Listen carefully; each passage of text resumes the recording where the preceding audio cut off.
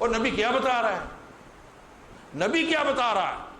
اور ہم کس رجے ہو گئے ہیں یار جی اتنے نفل پڑھنے. پچھلے دنوں تو شب برات میں کو اخبار میں چھپا کہ کو پتوں سے نہاتے رہے لوگ، پتہ نہیں جی پتے لاؤ. اور ایک میرے وہ ڈاکٹر ہیں نا، وہ سائنسدان جو ڈاکٹر سلطان بشیر الدین صاحب، وہ ایک دن میرے پاس تشریف آئے تو انہوں نے مجھے بتایا ان کے ایک ساتھی نے کہ ہمارے گھر میں پتے آئے تو میری بیوی بھی نہائی تو میں بھی نہایا تو فلاں. یہ اسلام ہے؟ وہ کیا تم پڑھنا چاہتے ہو یار؟ وہ تم یہ تلاش کر، مثلا لیلۃ القدر ہے، میں آج بتا رہا ہوں آپ کو کہ حضور نے یہ وظیفہ، یہ جو لفظ ہیں وہ تو جملہ بھی حضور نے سکھایا، اللہم انک عفو تحب العفو فاعف عنی. ترمذی میں عفو کریم کا لفظ بھی ہے، تو اگر وہ بڑھا لو تو اللہم انک عفو کریم تحب العفو فاعف. پہلے میں پڑھا کرتا تھا کہ یا غفورو یا غفورو یا غفورو، تو جب میں نے ایک روایت پڑھی اور علماء کا اس پہ میں نے پڑھا، تو ایک صحابی ہے نا جو آپ صلی اللہ علیہ وسلم کے پاس آئے، انہوں نے کہا میرا فلاں معاملہ ہے حضور نے ایک دعا سکھائی کہ ان کلمات کے ساتھ پڑھو. جب سکھائی تو آپ نے فرمایا کہ ان کلمات کو دہراؤ. ان لوگوں کے اللہ کریم نے حافظے بڑے بنائے تھے، وہ تحریر کے اتنے محتاج نہیں تھے جتنے ہم ہیں، لیکن کریم آقا نے ہم سب کو حکم دیا کہ قلم کے ذریعے علم کو قید کر لو. حضور کا فرمان. یہ جو ایک بزرگ ہے نا خطیب بغدادی، نام سنا ہوگا آپ نے، خطیب بہت بڑا فاضل عالم ہے. حدیث کا کوئی فن ایسا نہیں جس پر اس کی کتاب نہ ہو. دیکھو کتنا بڑا عالم ہوں گے تو یہ حدیث کا کوئی فن ایسا نہیں. ان کی آپ لسٹ بنائیں نا تو سینکڑوں بنے گی. تمام علماء نے لکھا کہ کوئی فن ایسا حدیث کا نہیں جس پہ خطیب بغدادی کی مکمل کتاب ہے. اور اگر ان کا مقام تھوڑا سا سمجھا ہے تو اگلی بات ہی بتاؤں. جب انہوں نے پیا نا آب زمزم، تو حدیث میں آتا ہے نا کہ جب آب زمزم پیو تو کوئی اچھی نیت کرو تاکہ اللہ تعالیٰ اس کے مطابق کر دیتا ہے، یعنی اچھی کو دعا کر لو. زمزم جو پینا ہے، انہوں نے زمزم پیا تو انہوں نے پتہ کیا دعا کی تھی؟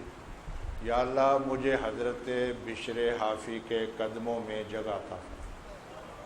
بغداد میں ہے وہ حضرت بشر حافی، میں ان کے مزار پر گیا. خطیب بغدادی نے یہ دعا کی. خطیب بغدادی کی پوری ایک کتاب ہے، اس کا نام ہے تقیید العلم، علم کو قابو کرنا، علم کو قید کرنا. اور انہوں نے اس کتاب میں سرور عالم کے وہ سارے ارشادات عالیہ جمع کیے جس میں حضور نے فرمایا کہ قلم کو استعمال کرو.